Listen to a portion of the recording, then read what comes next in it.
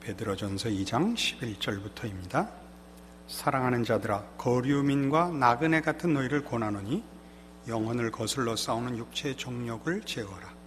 너희가 이방인 중에서 행실을 선하게 가져 너희를 악행한다고 비방하는 자들로 하여금 너희 선한 일을 보고 오시는 날에 하나님께 영광을 돌리게 하려 함이라. 인간의 모든 제도를 주를 위하여 순종하되 혹은 위에 있는 왕이나 혹은 그가 악행하는 자를 징벌하고 선행하는 자를 포상하기 위하여 보낸 총독에게 하라. 곧 선행으로 어리석은 사람들의 무식한 말을 막으시는 것이라. 너희는 자유가 있으나 그 자유로 악을 가리는 데 쓰지 말고 오직 하나님의 종과 같이 하라. 무사람을 공경하며 형제를 사랑하며 하나님을 두려워하며 왕을 존대하라. 11절과 12절에 있는 내용은 여러분 언제나 성경이 가르치는 내용으로 익숙하고 이해하기 쉽습니다. 신앙인은 세상 사람과 다릅니다. 세상의 생각이나 방식이나 내용을 쫓지 않고 하나님의 자녀로서 그 섬기는 하나님 아버지의 거룩하심을 순종하며 그 거룩하심을 쫓으며 소원하는 생을 살도록 되어 있습니다. 그리고 나서 13절에서 17절까지 인간의 모든 제도를 주를 위하여 순종하라 하는 우리 세상의 정권, 질서에 대한 순종을 요구하는 것으로까지 이제 이 서신이 요구하는 내용을 만납니다. 여기에만 이 문제가 등장하는 것이 아니고 로마서 13장에 가시면 거기 사도 바울의 가르침에도 있습니다. 한번 찾아가 보겠습니다. 256페이지 로마서 13장 1절입니다. 각 사람은 위에 있는 권세들에게 복종하라. 권세는 하나님으로부터 나지 않음이 없나니 모든 권세는 다 하나님께서 정하신 바라. 그러므로 권세를 거스르는 자는 하나님의 명을 거스름이니 거스르는 자들은 심판을 자취하리라. 다스리는 자들은 선한 일에 대하여 두려움이 되지 않고 악한 일에 대하여 되나니 네가 권세를 두려워하지 아니하려느냐? 선을 행하라. 그리하면 그에게 칭찬을 받으리라. 그는 하나님의 사역자가 되어 네게 선을 베푸는 자니라. 그러나 네가 악을 행하거든 두려워하라. 그가 공연히 칼을 가지지 아니하였으니 곧 하나님의 사역자가 되어 악을 행하는 자에게 진노하심을 따라 보응하는 자니라. 그러므로 복종하지 아니할 수 없으니 진노 때문에 할 것이 아니라 양심을 따라 할 것이라. 너희가 조세를 바치는 것도 이로 말미암음이라. 그들이 하나님의 일꾼이 되어 바로 이 일에 항상 힘쓰느니라. 모든 자에게 줄 것을 주되 조세를 받을 자에게 조세를 바치고 관세를 받을 자에게 관세를 바치고 두려워할 자를 두려워하며 존경할 자를 존경하라. 이 서신들의 그 가르침은 사실 이 1세기에 예수 믿는 사람들에게는 특히 유대인들에게는 거의 경악스러운 것입니다. 왜냐하면 이스라엘은 하나님의 특별한 택함을 받은 나라고 그 민족이 된다는 것은 다른 이방인들과 구별되는 특별한 특권이요 은혜의 신분이었습니다. 그런데 지금 로마의 지배하에 있는 것입니다. 로마는 많은 그 자치권을 허용했지만 가장 중요한 문제에 있어서, 즉 정치적 문제에 있어서나 또는 그 속국들의 순종을 요구하는 문제에 있어서만은 양보가 없었던 그 주인된 나라였고, 그 나라로부터 요구되는 이 세금은 특별히 그 피식민지 계급의 사람들로서는 억울하기 짝이 없고 또 기가 막힐 현실이었을 것입니다. 그런데 이스라엘을 구별하신 하나님이 예수 믿는 사람들에게 그 모든 국가의 제도와 관리와 통치와 또 이런 법들을 순종하라고 가르쳤으니 참 그 기가 막힐 가르침이 됐을 수 있습니다. 이것이 구체적으로 무엇을 의미하는 것인가 하는 것은 이제 우리가 조금 더 깊이 생각해 봐야 됩니다. 남의 나라에 그저 굴복하고 굴복한 대로 체념하고 살아라, 그런 의미는 물론 아닙니다. 우리는 오늘 본문으로 돌아와서 이 거룩하게 살아야 하는 신앙인들의 신앙적인 윤리, 신앙적인 내용의 가장 중요한 본질인 우리를 부르신 하나님의 거룩하심에 동참해야 되는 책임과 함께 왜 이런 세상적인 질서와 또는 제도들의 정부나 정권에 대하여 순종해야 되는가 하는 것이 연결되어 있는지 깊은 이해를 가질 필요가 있습니다. 우리는 보통 기독교 신앙을 가지면 이분법적인 생각을 가지기 일쑤입니다. 이분법적이라는 것은 자연과 초월을 나누는 식으로 신앙을 생각하는 것을 말합니다. 자연은 세상 나라에 속한 것이고 초월이 하나님의 영역이며 하나님의 통치의 수단이라고 생각하는 일반적인 종교성의 생각입니다. 그래서 하나님을 믿고 하나님의 백성으로 사는 것은 초월의 영역에 속한 것이요, 기독교 신앙이 초월에 속하는 것으로서 초월적인 영역으로만 하나님의 통치와 우리의 신자된 신앙의 책임을 국한시켜서 세상 문제를 하나님과 관계없는 것으로 보려는 생각입니다. 그러면 우리가 현실에서 만나는 이스라엘 백성들로서는 더 그랬겠습니다만, 왜 이스라엘이 하나님 모르고 믿지 않는 로마의 속국이 되어야 하는가라는 문제나, 우리 여러 가지 신자로서 살고 하나님의 특별한 은혜 속에 살고 신앙을 위해 목숨까지 바치고 있는데 왜 우리가 세상 나라의 박해와 권세에 굴복해야 되는가라는 문제들에서 자유로울 수 있습니다.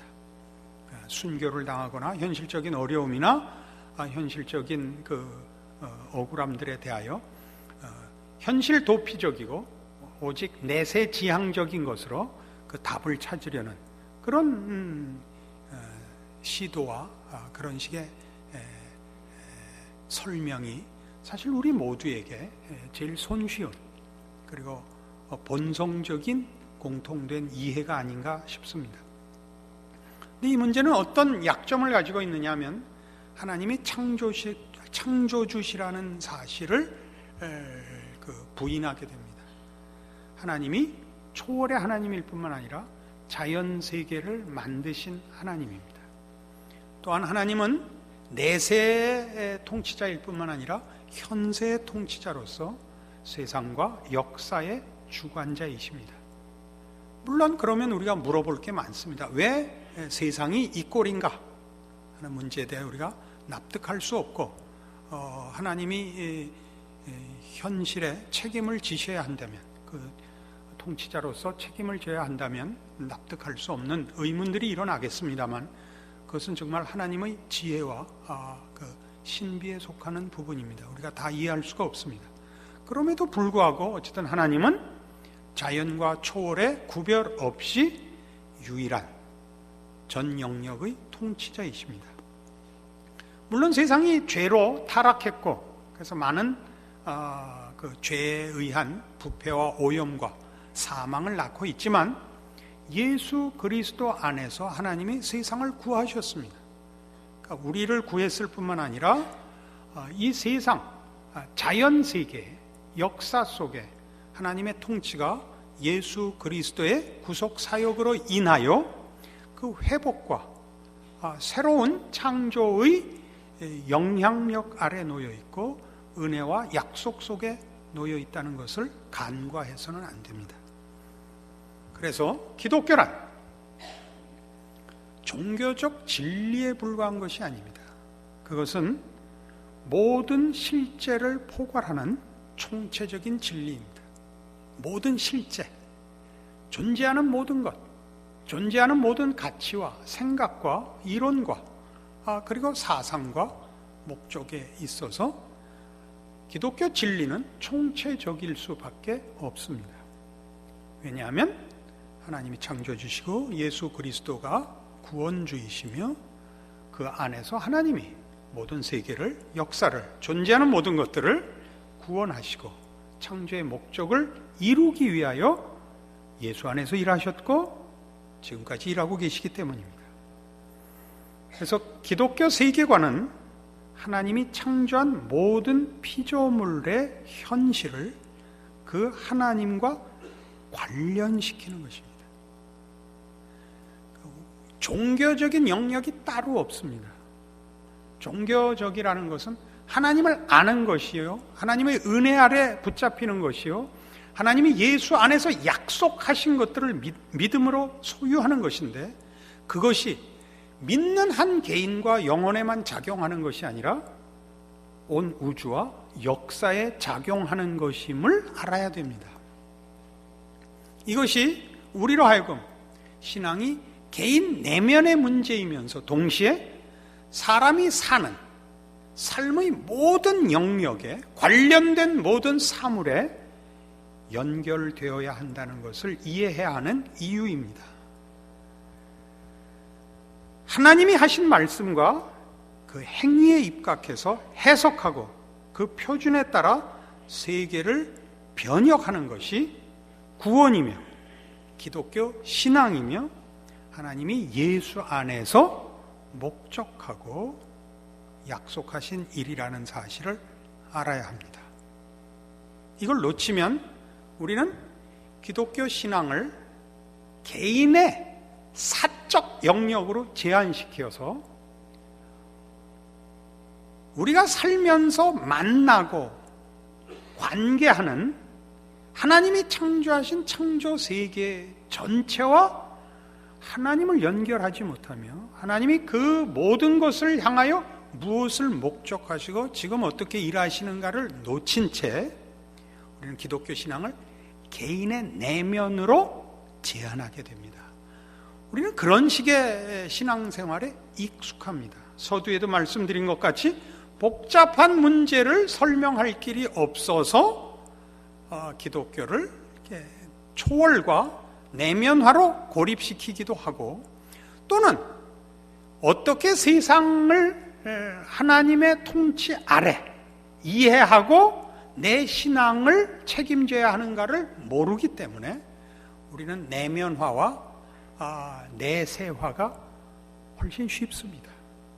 그러니까 끊임없이 세상 앞에서 자연세계의 모든 영역에 대한 책임을 어떻게 져야 될까 보다 그 모든 것을 하나님을 모르는 자들의 어리석음과 죄악된 세상으로 거부하고 부인하고 외면하고 독야청청의 길을 걷는 것이 더 쉽기 때문에, 혹은 몰라서 이런 이분법적인 신앙생활을 하게 되는 것으로 성경이 지적하고 있고 우리 모두가 이해해야 합니다. 기독교 신앙이 총체적 진리로 작동해야지 우리는 성경이 요구하는 너희는 세상의 빛이요 세상의 소금이라는 책임을 비로소 완수할 수 있게 됩니다. 아주 쉬운 예를 들어봅시다. 우리는 어쨌든 신앙생활만 하면서 인생을 살 수는 없습니다. 어쨌든 우리는 사회생활을 해야 됩니다. 사회생활 속에서 우리는 세상 사람들과 만날 수밖에 없고 세상의 일들과 관계를 맺을 수밖에 없습니다. 아무리 신자라고 할지라도 이 세상과 자기가 속한 나라의 현실에서 제외될 수 없기 때문입니다.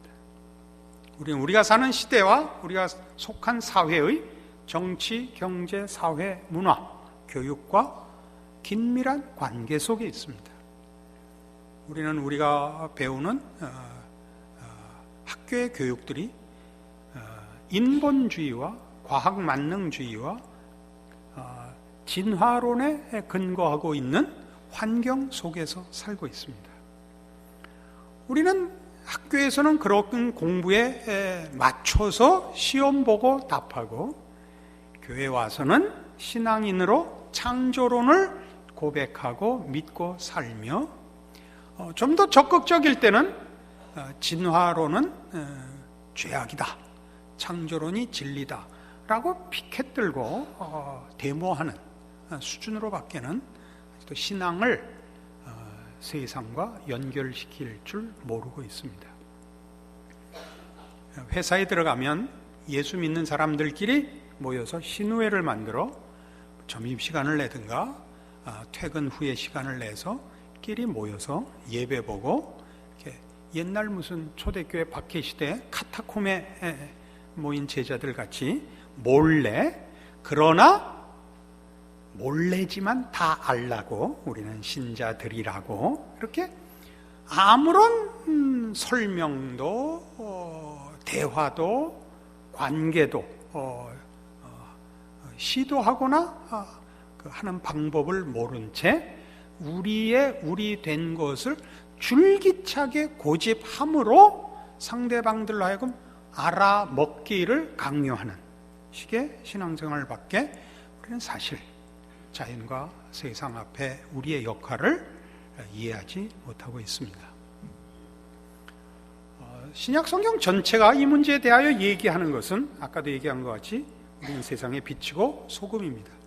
우리는 비로소 하나님이 만드신 인간, 죄짓기 전의 인간, 예수 안에서 구원받아 회복된, 어떤 회복? 하나님의 창조의 목적이 회복된 인간의 참모습을 가집니다. 그것을 구체적으로 예수 안에 있는 생명이라고 얘기할 수 있습니다. 예수를 믿는 믿음이라고 얘기를 해야 되지만, 예수를 믿는 믿음이라 그러면 믿는다는 결단과 선택을 너무 강조하여 그렇지 않은 자들과 다시 나뉘는 데 더 많이 쓰기 때문에 예수 안에 있는 생명이라고 표현하기로 합니다.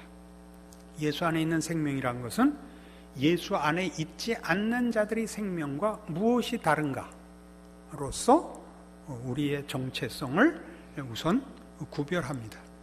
우리는 조금 전에 얘기한 대로 하나님의 지혜와 능력으로 창조된 하나님의 형상을 닮은 자입니다. 그것은 성경 전체의, 신약 성경 전체의 가르침같이 예수님의 모습을 본받는 섬기는 자이며 사랑하는 자이며 원수를 용서하고 축복하는 자입니다. 우리는 이웃과 경쟁하거나 다투지거나 빼앗지 않습니다. 여기서 경쟁은 물론 세상적인 목적과 내용에 관한 것입니다. 우리는 그렇게 싸우는 존재가 아닙니다.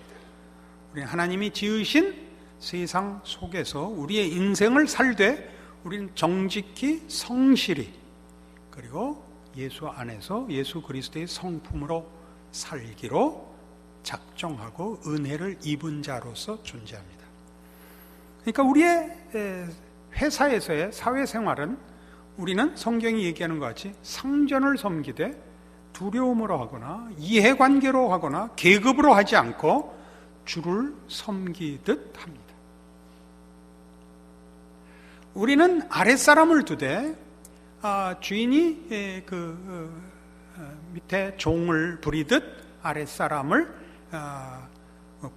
두렵게 하거나 위협하거나 힘으로 굴복시켜서 아랫사람을 대하지 않고 주의 사랑으로 대합니다. 그것은 기독교라는 신앙을 종교적인 형태로 부각시키거나 종교적인 그 명분들로 설명할 수 있는 것들이 아닙니다. 우리 모두가 살아야 하는 세상살이라는 현장 속에서 하나님의 사람의 다름입니다. 그렇게 우리는 사회생활을 하며 인생을 삽니다. 그러니까 신자된 인생은 예수를 모르며 믿지 않는 세상 사람들과 동일한 환경과 조건 속에서 동일한 인생을 산다는 데에서는 차별이 없습니다. 그러나 그 인생의 주체인 그 영적 존재가 예수 안에서 거듭났느냐 그렇지 않느냐는 자신의 정체성과 그 정체성이 가지는 영광과 책임을 인식하느냐 못하느냐에 커다란 차이가 있으며, 그래서 삶의 각 정황과 부닥치는 사건들에서 그것을 어떻게 이해하고 어떻게 반응하며 어떻게 책임져 나갈까 해서 비교할 수 없는 뚜렷한 구별을 낳을 수밖에 없습니다. 그것이 말하자면 세상 정권이나 세상 질서를 따르라라는 성경의 가르침입니다.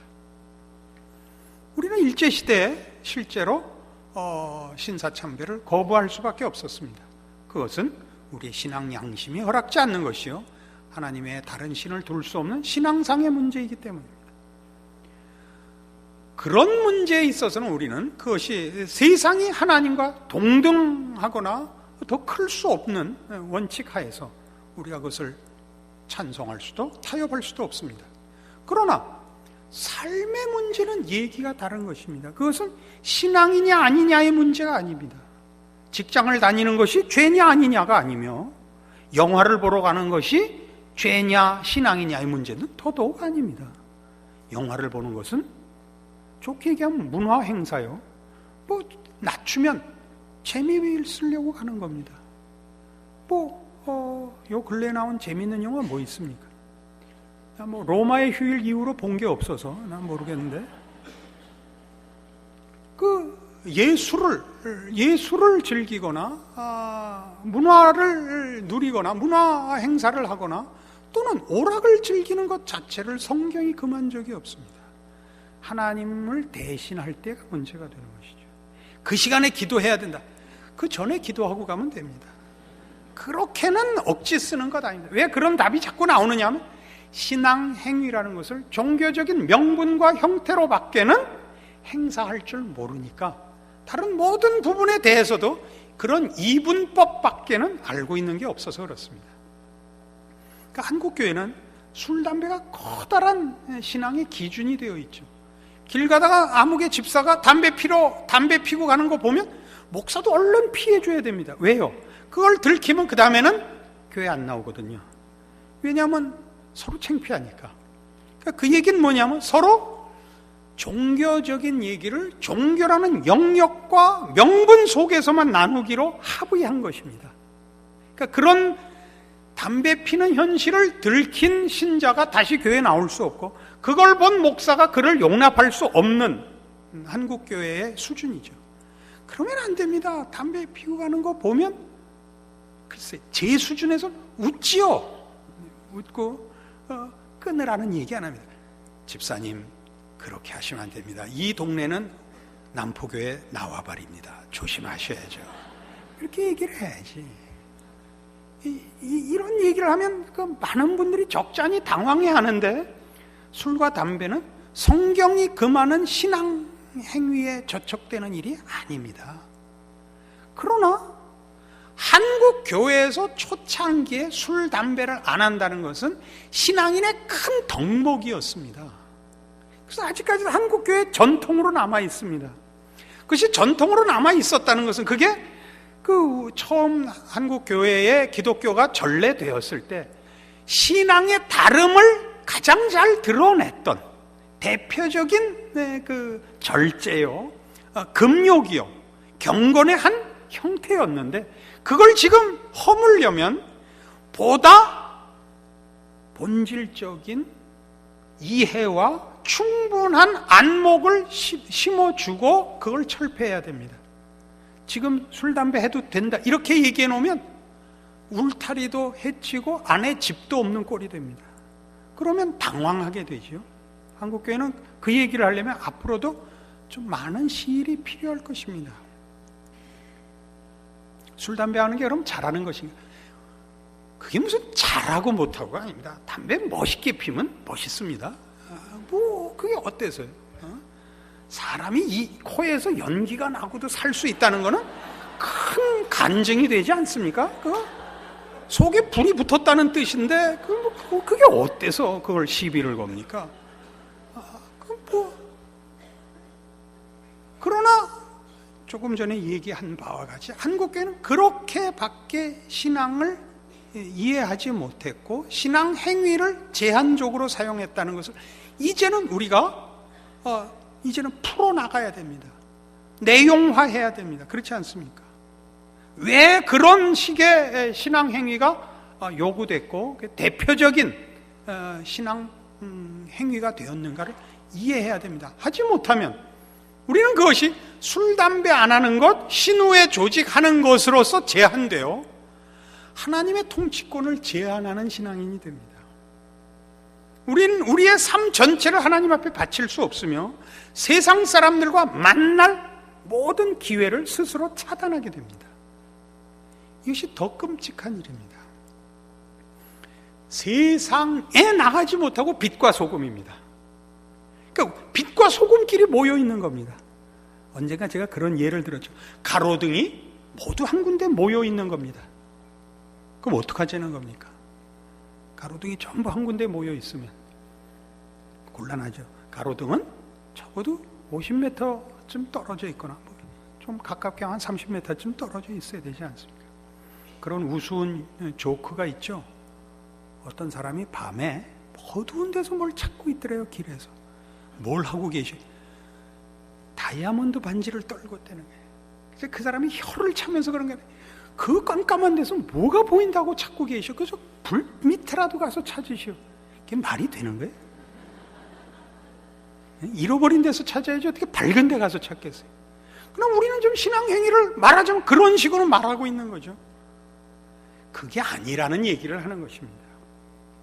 세상의 모든 질서가 물론 하나님 모르는 정부가 있을 수 있고 하나님 모르는 통치자가 있을 수 있으나 하나님이 각 민족, 모든 인류, 모든 시대에 무엇을 허락하셨느냐 하면 양심과 윤리와 사회 질서를 허락하셨습니다. 그래서 어떤 정부도 정부 자체가 악행을 목적으로 하지는 못합니다. 그리고 양심에 저촉되는 것을 공언할 수는 없습니다.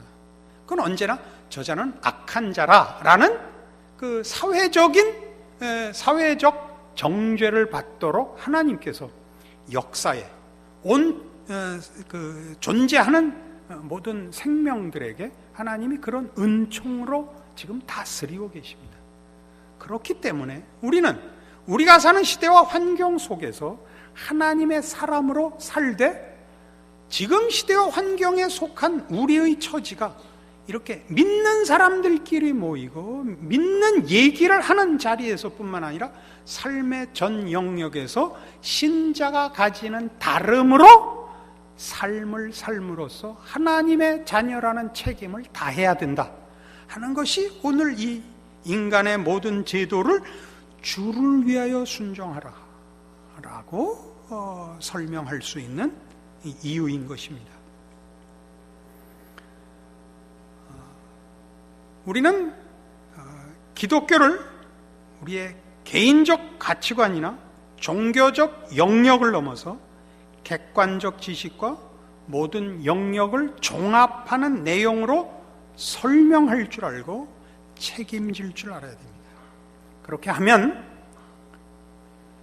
사실은 교회에서 어떤 특별한 교육적인 또는 신앙적인 훈련을 목적으로 하여 선교나 전도나 봉사나 구제나 여러 일을 할 수 있습니다만은 무슨 특별한 훈련을 목적으로 하여 교회가 하고 좀 더 큰 차원에서 봉사하는 것이지만 사실 신자가 되면 그런 교회의 특별한 운동이나 사업이나 행사로서가 아니라 이미 신자로서 존재함으로써 그리고 그가 사회생활에서 외면될 수 없다는 이유만으로 그는 어느 때 어느 곳에서나 신자일 것이냐 말 것이냐라는 선택의 기로에 서게 되며 신자로서의 책임을 발휘하는 문제를 인하여 고민하며 기도할 수밖에 없으며 이 세상을 살아가는 것만으로도 자신의 신앙에 도움을 받을 수밖에 없습니다. 나의 신앙 고백이 우리끼리 모였을 때만 유효하구나 라고 자신을 돌아보는 그 후회와 자기 진단이 있어야 우리는 주일마다 와서 하는 이 기도, 지난 한 주간 동안도 신앙생활 하지 못하고 살다가 돌아왔습니다. 용서하여 주십시오가 발전되는 기도일 수 있게 되는 것입니다. 우리의 이 기도, 주일날마다 하는 지난 한 주간 동안도 말씀대로 살지 못했습니다는 거의 개인적이고 윤리적인 측면에 제한됩니다. 일주일 동안 사는 사회생활이 세상에서의 나의 위치가 신분이 하나님의 사람으로서 어떤 책임 하에 있었는가를 놓치고 왔다는 후회가 없이 신앙윤리적으로 틀렸습니다. 밖에 할 게 없으면 우리는 발전할 수가 없습니다. 반복되는 헛된 회개가 있을 뿐이고 회복할 또는 진전할 시행착오가 가져오는 유익들을 소유할 신앙적 이해의 부족 때문에 이 회개가 공전할 뿐입니다. 그러지 않으셔야 됩니다. 여러분의 주일이 하나님 앞에 나오는 기쁨과 감사가 있는 것 이상으로 여러분에게 허락된 세상에서의 6일이 그게 얼마나 큰 하나님의 자녀로서의 책임과 신앙적인 기회와 하나님의 통치와 구원의 영광이 드러나야 할 허락된 기회인가를 아는 그런 이해가 오늘의 이 말씀으로 여러분의 생애와 삶의 책임 있는 신자로서의 각성을 가져오게 하기를 바랍니다. 기도하십시다. 하나님 아버지 은혜를 감사합니다. 예수 안에서 거듭난 이후로 우리의 존재는 어느 곳에서나 어느 경우에서나 어느 때나 하나님의 놀라운 영광의 통치에 살아있는 증거요, 수단이요, 손길이요, 기적의 증인입니다. 이 책임과 이 믿음을 가지고 우리 인생을 살게 하심으로 우리가 만나는 이 인생살이의 모든 정황 속에서 그 어렵고 시험받고 우리의 신앙을 반대하는 세력 속에 있다 할지라도 예수 안에서 일어난 구원의 기적이 나를 만들듯이 내가 있는 곳에서 하나님의 은혜와 기적의 손길이 결실될 수 있는 존재라는 자각과 책임 속에서 우리의 삶을 사는 기쁨과 감격과 긴장과 간절한 기도가 우리의 삶을 지키게 하여 주시옵소서. 예수님 이름으로 기도합니다. 아멘.